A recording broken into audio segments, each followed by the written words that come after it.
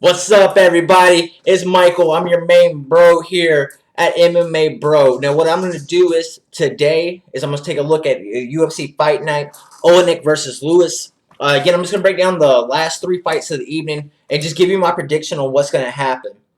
Now, when it comes to this video, I would really, if you guys watch this, leave a comment in case there's something you want to add to the talk, something I missed, or if there's something advice you can give me when it comes to this. Again, the editing and the quality will improve. I was just trying to get this out because UFC Fight Night is literally tomorrow. So what I'm going to do is, again, I'm just breaking down the last three fights of the evening. The first one we're going to start out with is going to be Darren Stewart versus Maki Pitolo, a.k.a. Coconut Bombz. I just love that nickname. That's why I said that like that. And what I'm going to do is I'm going to give you guys three reasons why I think Maki Pitolo, Coconut Bombz, has got a great way of winning this fight.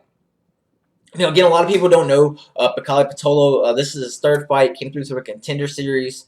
Just really starting getting his bearings around him. Darren Stewart's been around a little bit longer. Never really made it big as far as becoming a household name. We'll go a little bit more in depth on the next video about him.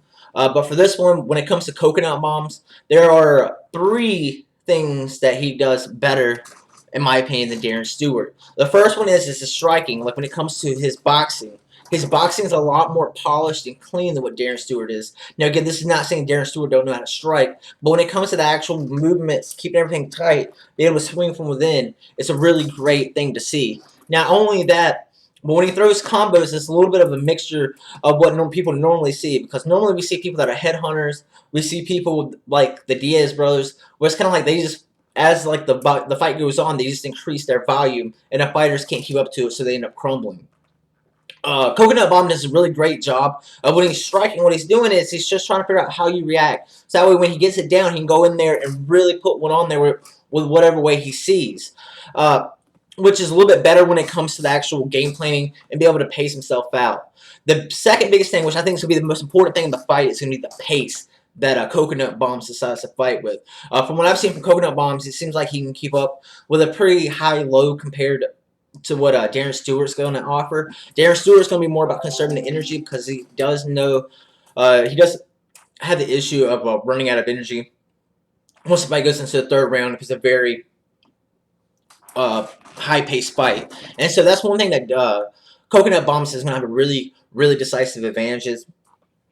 As soon as the round begins, what you should do is just sit there and start putting out volume, not really worrying about how much of what he's doing, but instead just taking the time to really make sure he's just making Darren Stewart work and really test that gas tank. Darren Stewart says he has it fixed. Never really seen any proof of that in his recent fights. A lot slower pace really helped out with one of his fights.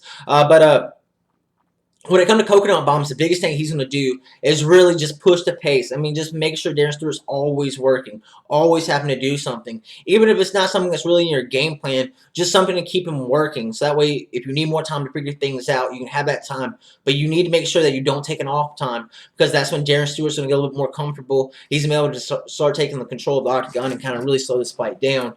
But Coconut Bombz needs to really go out there, really, really push that pace, and just see if that gas tank's really going to hold up.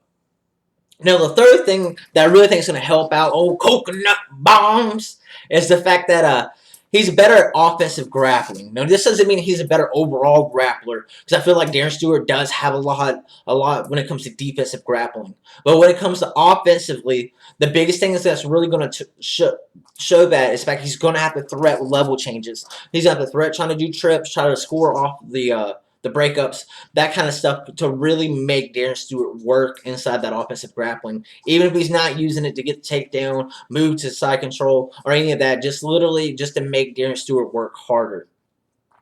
So like always, if you like this video, please leave a comment. If anything you have to say, I'm willing to listen to.